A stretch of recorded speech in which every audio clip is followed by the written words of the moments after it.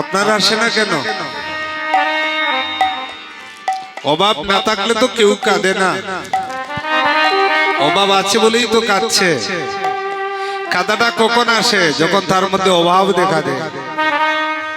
পুনঃ পুনঃ কৃষ্ণ নাম উচ্চারণ করে যদি দেহে না হয় কৃষ্ণ প্রেমের উদয়, মহা মহা পাপ রাশি দেহে আছে জানিবে নিশ্চয়। পুনঃ পুনঃ কৃষ্ণ নাম উচ্চারণ করেও যদি নয়নে অশ্রু আসে না, বুঝবেন আপনার দেহে অপরাধ আছে। আর যত নয়ন জল ঝরবে তত হৃদয় পরিষ্কার হবে।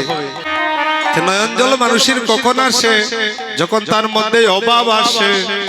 অভাব ছাড়া তো কেউ কাঁদে না।